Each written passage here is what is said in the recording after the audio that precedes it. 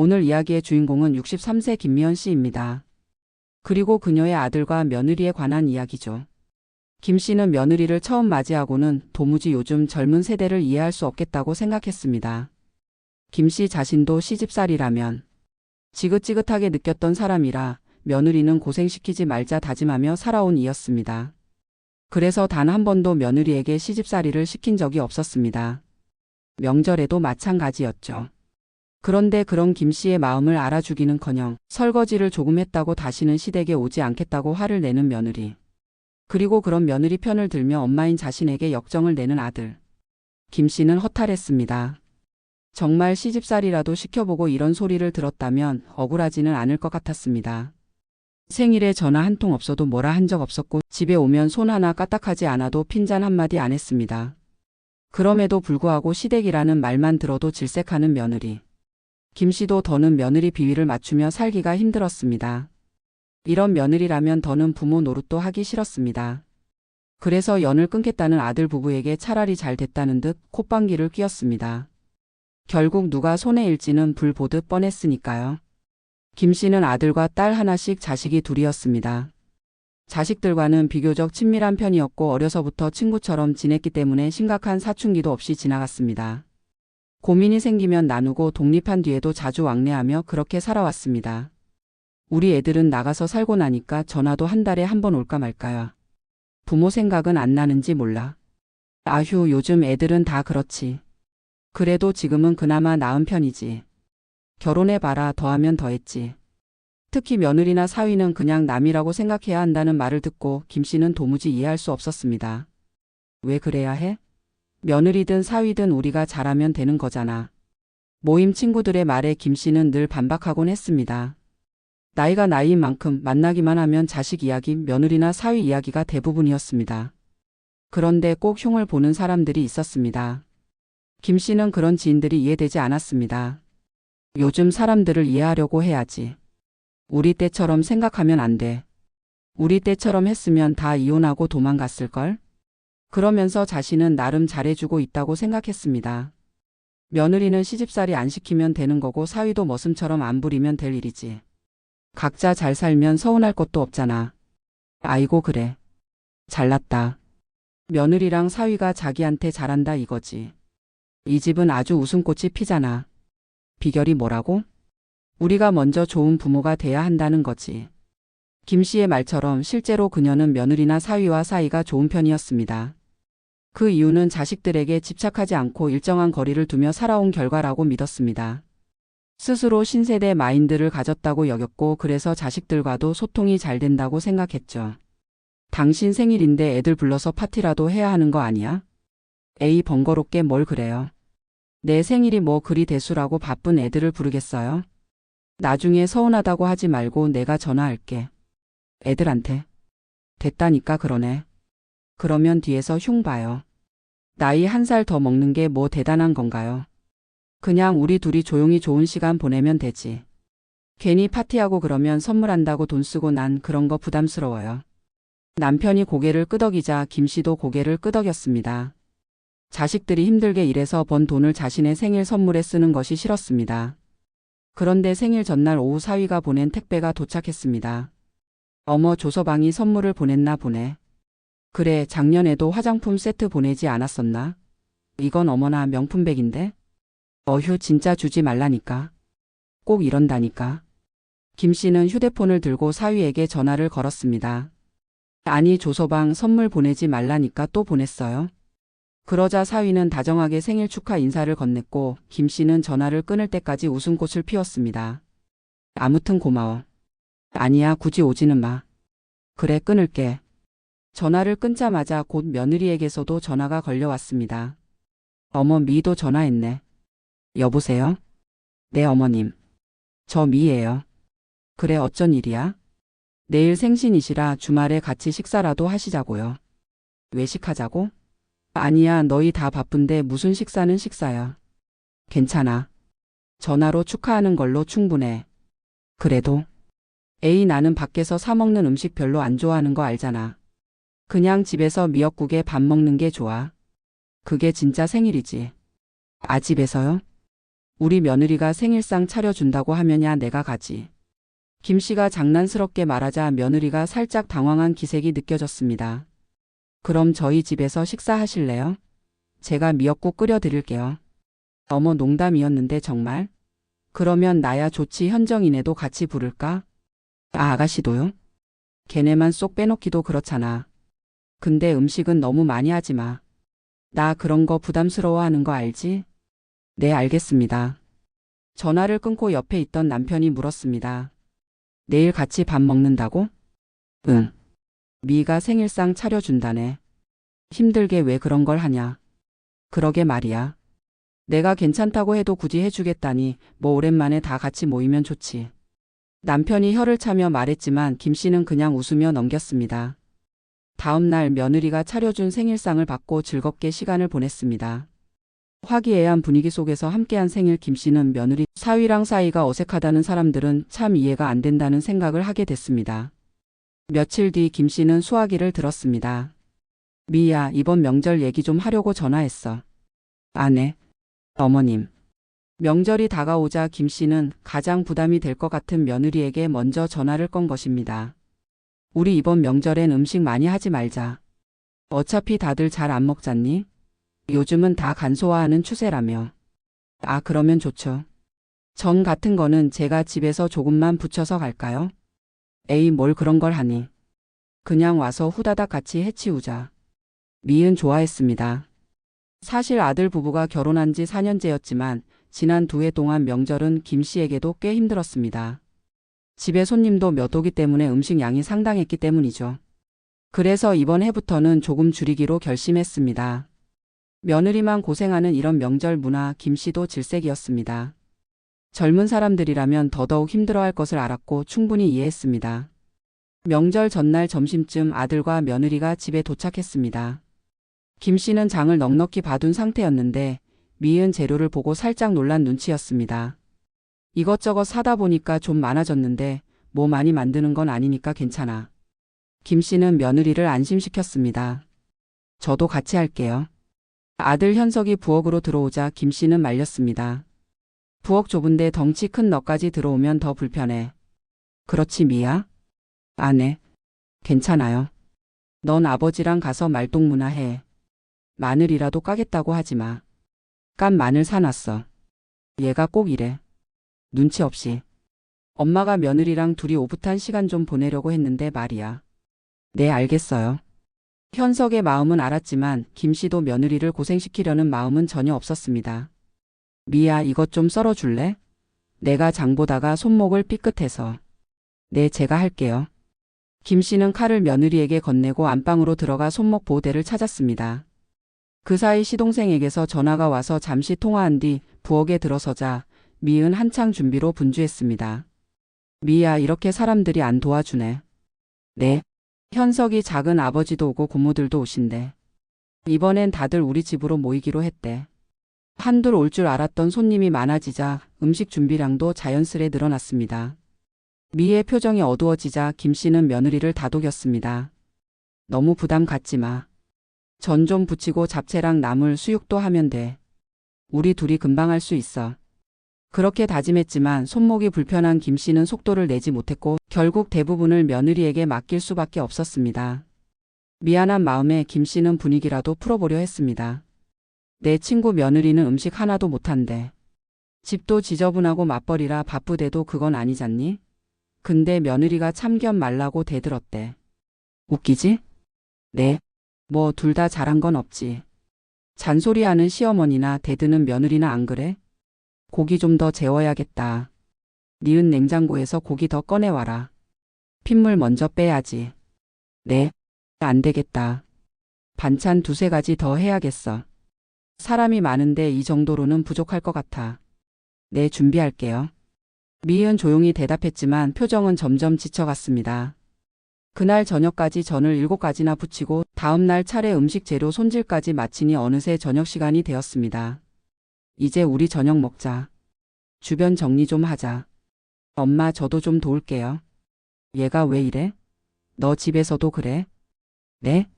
어디 가서 그렇게 하지 마라. 사람들이 미 욕해. 남편 부려먹는다고. 부려먹다뇨? 그렇게 보일 수도 있다는 거지. 나는 내가 그런 사람 아니라는 거 잘 알아. 그 말을 들은 현석은 한숨을 내쉬었습니다. 그냥 음식 같이 하자는 건데 또 그런 얘기 하셔야겠어요? 미 혼자 종일 음식 했잖아요. 저번에도 그러셨고 명절 끝나면 미 꼭 몸살 나요. 어머 얘 좀 봐. 혼자 하다니. 그럼 나는 놀았니? 현석의 말에 김씨도 조금 기분이 상했습니다.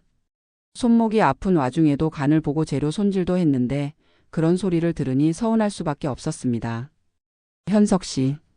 미희가 현석을 부르며 눈치를 주자 그제서야 현석은 조용히 물러났습니다. 하지만 김씨는 섭섭한 마음에 얼굴이 굳었고 그 기류를 미도 감지했습니다. 미희가 너무 무리했어. 집에 가면 힘들다고 앓고 그래. 그래서 저렇게 까칠하게 그러는 거야? 내가 과하게 시켰니? 아니에요. 안 그래요. 혹시 며느리가 집에 가서 자기 험담을 하는 건 아닌가 싶었습니다. 아니면 아들이 괜히 그렇게 예민할 이유가 없었기에. 하지만 이런 생각을 굳이 끌어안고 있을 필요도 없다고 생각하며 김 씨는 한숨을 내쉬었습니다. 이 정도는 쿨하게 넘기는 게 요즘 시부모의 도리지. 식사를 마치고 김 씨가 설거지를 하려는데 미희가 다가와 말렸습니다. 제가 할게요. 미희가 고무장갑을 꺼내 건네자 김 씨는 말했습니다. 내가 해도 되는데? 아니에요. 다음 날 새벽 김 씨와 미희는 4시 반에 일어났습니다. 아침에 차례를 지내려면 음식 준비에 꽤 시간이 걸리기 때문이었습니다. 전날보다 더 분주하게 움직였습니다. 사람이 많으니까 일이 많네. 네. 그래도 차례만 지내면 큰일은 끝이잖아. 조금만 힘내자. 네. 아침 일찍 시동생이 왔고 점심 무렵엔 시누이들이 도착해 집안은 북적이기 시작했습니다. 엄마 저희 이제 가봐야 할 것 같아요. 지금 간다고? 아직 막내 고모도 안 오셨잖아. 그러면 너무 늦어요. 처가에 들러야 해서요. 한 10분이면 도착한다던데 인사도 안 하고 가면 흉봐. 누가 제 흉을 봐요? 너 말고 미 흉 보지. 엄마 며느리 친정도 못 가게 하는 사람이에요. 또다시 화를 내려는 현석을 김 씨가 진정시켰습니다. 다들 있는 자리에서 아들이나 며느리가 욕을 먹을까봐 마음 졸였죠. 김 씨도 며느리와 아들을 보낼 타이밍을 보고 있었지만 쉽게 그 틈이 나지 않았습니다. 미희야, 고모들이 아직 식사를 못 하셨대. 일단 설거지부터 좀 해줄래? 네. 엄마 미희도 식사해야죠. 걱정 마. 미희는 이따가 나랑 따로 먹을 거야.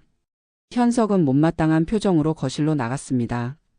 거실에는 커다란 상이 펴져 있었고 여러 친척들이 옹기종기 모여 있었습니다. 이리 줘. 내가 가지고 갈게. 미희가 쟁반에 반찬을 담아 들려 하자 김 씨가 그것을 대신 받아 거실로 향했습니다. 상을 차리던 중 시누이들이 한마디씩 거들었습니다. 어째 이 집은 며느리보다 시어머니가 더 바쁘게 움직이네? 에이 뭐려. 이 정도는 해야 며느리한테 사랑받죠. 그래도 젊은 며느리 시켜야지. 그래야 배우지. 배우긴요. 요즘은 며느리 부려먹으면 큰일 나는 거 몰라요? 신세대는 신세대네. 시누이들의 말에 김 씨는 그저 웃으며 넘겼습니다. 근데 미 친정엔 안 가나? 좀 늦게 간대. 김 씨가 대답하자 현석이 퍼뜩 어머니를 쳐다봤습니다. 김 씨는 눈짓으로 가만히 있으라는 표시를 보냈고 현석은 속으로 한숨을 삼켰습니다. 현석은 하나만 알고 둘은 몰랐습니다. 이렇게 며느리를 칭찬받게 하려면 때로는 희생도 감수해야 한다는 것을. 김 씨는 일부러 그렇게 말한 것이었습니다. 자신의 며느리가 남들 앞에서 좋게 보이는 것이 자신에게도 유익이니까요. 미희야 밥 먹자. 어머 밥이 이거밖에 없어요? 응. 이거밖에 안 남았네. 밥솥에는 따뜻한 밥 한 그릇뿐이었고 차례상에 올렸던 식은 밥 한 그릇이 더 남아 있었습니다. 미희야 이거 먹어. 김 씨가 식은 찬밥을 건네자 미희의 표정이 어두워졌습니다. 혹시 오해할까봐 김 씨가 덧붙였습니다. 원래 차례상에 올렸던 밥을 먹어야 잘 산대. 다 너희 잘 되라고 그러는 거야. 김 씨가 따뜻한 밥을 한 숟갈 뜨는 사이 미희는 입술을 꼭 깨물었습니다. 그러나 김 씨는 그걸 보지 못한 채 다른 사람들과 이야기꽃을 피우고 있었습니다. 미희는 밥을 몇 숟갈 뜨지도 못하고 자리에서 일어났습니다. 여기저기서 이거 좀 달라, 저것도 줘라는 소리에 제대로 식사도 못했습니다. 김 씨도 도와주고 싶었지만 신우들이 말을 계속 걸어와 자리를 비우기 어려웠습니다. 미희야, 작은 아버지 가신다는데 음식 좀 싸드려. 네. 설거지를 하고 있던 미희에게 김씨가 말하자 옆에 있던 현석이 말했습니다. 저희도 지금 갈게요. 뭐? 지금? 네. 이미 늦었어요. 누가 가지 말랬니? 계속 일을 시키시잖아요. 미희 밥도 제대로 못 먹었고요. 미희가 입맛이 없어서 많이 먹지 않았다는 걸 알면서도 현석은 그렇게 말했습니다. 산더미처럼 쌓인 설거지를 남겨두고 먼저 가겠다니 김씨는 마음이 편치 않았습니다. 며느리를 일부러 고생시키려는 마음은 없었지만 이 상황이 억울하고 서운했습니다. 우리 땐 명절이면 시댁에서 이틀 자고 가는 게 당연했는데 얘네는 조금 늦은 걸 가지고 눈을 부라리네. 그래 가라가. 나 혼자 다 하면 되지 뭐. 아니에요 어머님. 제가 할게요. 됐다. 너 시키면 현석과 또 엄마 잡아먹을 듯이 굴 거 아냐. 김씨가 목소리를 높이자 신우가 부엌으로 들어왔습니다. 왜 그래? 아무것도 아니에요. 애들 가겠대요.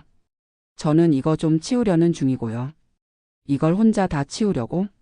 에이 며느리도 같이 해야지. 네, 제가 할게요. 미희야 하지 마. 얘는 꼭 자기 마누라 편드네. 엄마도 그렇게 좀 생각해봐요. 옛날엔 며느리 혼자 다 했어도 지금은 아니잖아요. 너희 엄마가 일 많이 하던데 뭘 그래? 어제 낮부터 미희 혼자 음식 많이 했어요. 아이고 요즘은 며느리가 상전이네. 신우가 고개를 절레절레 흔들며 나갔습니다. 미희은 얼굴이 붉어졌습니다. 거봐. 내가 뭘 했어? 아니 엄마. 어제부터 음식도 미희가 다 했고 설거지도 몇 번이나 시키셨어요.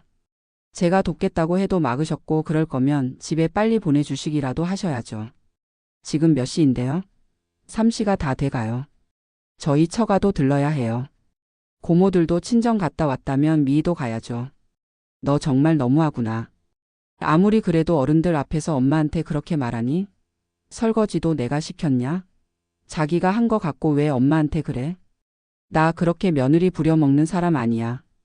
항상 말로만 그러시지 마세요. 뭐야? 김씨는 어이가 없었습니다. 미희는 옆에서 고개만 숙이고 아무 말도 하지 않았습니다. 김씨는 며느리에게 잘해주려 노력했지만 그 마음을 아들은 물론이고 며느리조차 이해하지 못하니 참담했습니다. 미희야 내가 말해봐. 내가 너를 부려먹니? 내가 말로만 그런 거야? 하지만 미희는 아무 말도 하지 않았습니다. 그 침묵이 김씨에게는 모든 것을 말해주는 듯 했습니다. 참 미희야 너 그렇게 안 봤는데 이렇게 나랑 현석이 사이를 이간질하니? 이간질이라뇨? 그런 적 없어요. 내가 언제 널 부려먹었어? 나 같은 시어머니가 어디 있다고. 나는 너한테 잔소리 한 번 안 하고 뭐라고 한 적도 없잖아. 1년에 몇 번이나 우리 집에 온다고. 음식 좀 하고 설거지 좀 하는 게 그렇게 힘들어? 그러자 미희가 조용히 입을 열었습니다. 어머님, 지난 생신에도 가족 다 모여서 저희 집에서 생일상 차려드렸잖아요. 아무도 안 도와주셨어요. 그리고 어버이날에도 친척분들 식사 차려드렸고요. 그건 내가 오겠다고 한 거잖아. 그리고 내 음식 솜씨 자랑하고 싶다고 하길래 그런 줄 알았지. 명절마다 저는 친정에 밤늦게 도착해요. 그래서 내가 너한테 시집살이 시켰다는 거야? 김장하실 때도 저만 부르셔서 백포기 담갔어요. 너만 했니? 나도 했어. 그때도 손목 아프시다고 하셔서 거의 저 혼자 했어요. 어머님은 옆에서 지시만 하셨고요. 그리고 저희는 김치 한 통도 못 가져갔습니다. 그럼 안 먹는다고 하면 되잖아. 내가 그런 것도 이해 못할 사람 같아? 안 먹는다고 해도 얘기나 하자며 부르셨잖아요. 참나 겨우 그거 가지고 시집살이래? 그럼 세상 며느리들은 다 억울해서 울겠다. 그리고 저희 집 전세금 해주신 거요. 매번 집에 오시면 저한테 청소 잘하라고 하셨잖아요. 집 해주셨으니까 청소는 현석이 시키지 말라고 하시고 명절엔 찬밥 주시고 다른 시어머니들처럼 다 하셨어요. 특별히 잘해주신 건 아니라고 생각해요. 미희의 말에 김씨는 입을 벌린 채 아무 말도 하지 못했습니다. 그동안 하고 싶은 말을 참고 있었던 며느리가 그렇게 조곤조곤 말을 이어가자 충격이 컸습니다. 그런 건 다 농담으로 들어야지. 그걸 다 마음에 담고 있었다는 거니?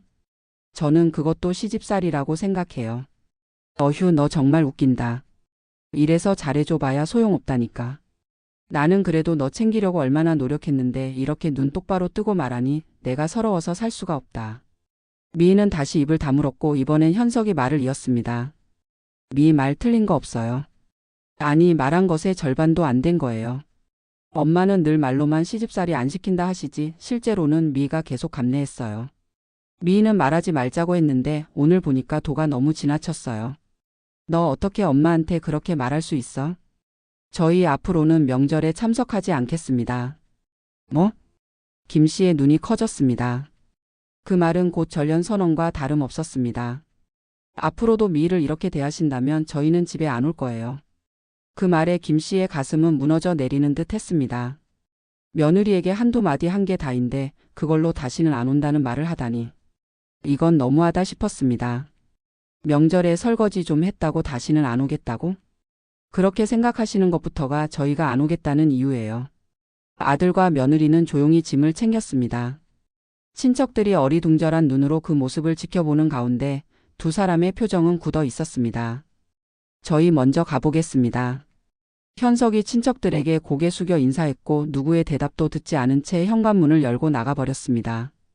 김 씨는 황급히 뒤따라 나갔습니다. 너희 이제 진짜 우리 안 보고 산다는 거지? 그렇게 해야 한다면 어쩔 수 없죠. 진심이야? 네. 현석의 단호한 목소리에 김 씨는 눈가가 뜨거워졌습니다. 너무도 괘씸했습니다. 자신은 아들 부부에게 최선을 다했다고 믿었는데 돌아온 건 이런 식의 매정함이었습니다.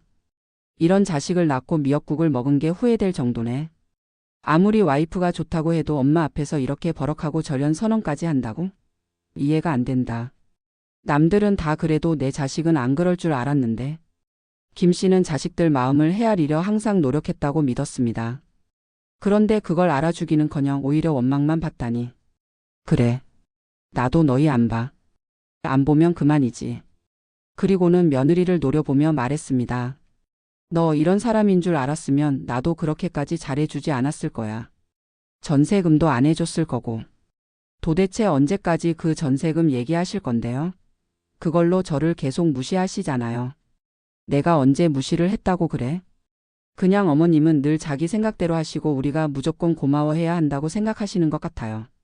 내 마음을 오해하고 연을 끊겠다니 나도 붙잡지 않을게. 그런데 자식 노릇하기 싫다면 부모한테 받은 거 다 돌려줘. 그 말에 현석은 잠시 말이 없더니 결심한 듯 말했습니다. 다 돌려드릴게요. 전세금도 엄마한테 받은 것도 다. 그러니까 앞으로 저희 휘두르려 하지 마세요. 연락도 하지 마시고요. 그 말에 김 씨는 휘청거렸습니다. 그 순간 뒤에 있던 남편이 다가와 그녀를 붙잡으며 말했습니다. 어서 들어가자. 나중에 통화해. 현석은 어머니를 바라보다 고개를 숙이고는 뒤돌아 나갔습니다. 다시는 오지 마. 김 씨는 현관을 향해 소리쳤습니다. 현관문이 쾅 닫히고 집 안은 순간 조용해졌습니다. 김 씨는 한참 동안 멍하니 문을 바라보았습니다. 친척들이 조심스럽게 다가와 위로했지만 김 씨의 마음은 쉽게 가라앉지 않았습니다. 형님, 그냥 시간이 좀 지나면 다시 연락 올 거예요. 지금은 다들 예민하니까 그래요. 미희도 그런 애는 아니잖아요. 하지만 위로는 위로일 뿐 그녀의 마음에는 큰 금이 가버렸습니다. 저녁이 되자 친척들은 하나둘 떠났고 집안은 다시 조용해졌습니다. 남편은 말없이 신문을 읽는 척하며 앉아 있었고 김 씨는 부엌에서 이것저것 정리하며 혼잣말을 했습니다. 이걸 내가 언제 다 치워 도와주는 사람 하나 없고 아휴. 손에 잡히는 건 많았지만 마음은 공허했습니다. 설거지를 마치고 거실로 나와 소파에 앉았지만 마음 한켠이 허전했습니다. 정말 다 내 탓일까? 나름대로 잘해주려고 했는데. 김 씨는 휴대폰을 들었다가 내려놓고 다시 들기를 반복했습니다. 연락하고 싶은 마음도 있었지만 자존심이 허락하지 않았습니다. 며칠 후 딸에게서 전화가 왔습니다. 엄마, 현석이네랑 무슨 일 있었어? 아무 일도 없어. 그럴 리가. 미희가 요즘 연락도 안 되고 현석이도 이상하던데. 니네는 그냥 신경 쓰지 마. 걔네가 먼저 절연하자고 했어. 명절 음식 좀 했다고 그 난리를 치고. 엄마가 또 뭐라고 한 거 아니야? 아니야. 나 진짜 아무 말도 안 했어. 하지만 딸은 어머니의 말이 전부 진심은 아닐 거라 생각했습니다. 그녀 역시 어머니의 일방적인 방식에 답답함을 느낄 때가 있었기 때문입니다. 한 달쯤 지나 김 씨는 아들에게 몇 번 연락을 시도했지만 받지 않았습니다. 문자도 답이 없었고 며느리 역시 아무런 반응이 없었습니다. 결국 그녀는 체념한 듯 휴대폰을 내려놓고 혼잣말을 했습니다. 그래 뭐. 안 보고 살면 되는 거지. 그러면서도 마음 한구석이 찢어질 듯 아팠습니다. 매일 아침 눈을 뜨면 아들과 며느리가 떠오르고 저녁이 되면 그들이 차려준 생일상, 김장하던 날 며느리가 조용히 웃던 얼굴이 생각났습니다. 어찌 몰랐을까 그 애가 얼마나 참고 있었는지를. 그의 추석도 다가왔지만 아들과 며느리는 오지 않았습니다. 거실 한쪽에는 비워둔 자리만이 덩그러니 남아 있었습니다. 김 씨는 조용히 손을 모으고 눈을 감았습니다. 제가 뭘 잘못한 건진 잘 모르겠습니다. 그냥 가족이 다시 모일 수 있게 해주세요. 하지만 아무 일도 일어나지 않았습니다. 시간이 더 흘렀고 아들 부부는 점점 더 멀어졌습니다. 미인은 둘째를 임신했고 김 씨는 소식을 딸을 통해 전해 들었습니다. 사진 한 장 없었고 이름도 알지 못했습니다. 그리고 어느 겨울날 김 씨는 가만히 앉아 앨범을 펼쳤습니다. 거기엔 아기였던 현석이 결혼식 날에 및 첫 명절 때 찍은 가족 사진이 있었습니다. 사진 속 모두는 웃고 있었지만 지금은 누구 하나 연락이 없었습니다. 남편이 다가와 물었습니다. 그냥 먼저 연락해보지 그래? 못하겠어. 왜? 괘씸하잖아. 그날 나한테 한 말들 아직도 생생한데. 나중엔 그 말들이 제일 그리워질 수도 있어. 김 씨는 말없이 고개를 떨구었습니다. 그녀는 더 이상 연락하지 않았습니다. 아니 연락할 용기를 잃어버린 것이었습니다. 그렇게 아들과 며느리와의 관계는 수년간 멀어졌고 누구도 먼저 다가가지 않았습니다. 마음속에 혹시나 하는 기대는 있었지만 아들 며느리에게 연락이 오지는 않았습니다. 가족은 서로에게 가장 가까운 존재이기에 때로는 상처를 더 크게 주고받기도 합니다. 이해받지 못한 노력, 말하지 못한 서운함이 쌓이면 오해는 갈등이 되고 갈등은 단절이 됩니다. 그러나 진심 어린 대화는 늦기 전에 다가갈 수 있는 유일한 길입니다. 용기 내어 마음을 열 수 있다면 끊어진 가족의 끈은 다시 이어질 수 있습니다.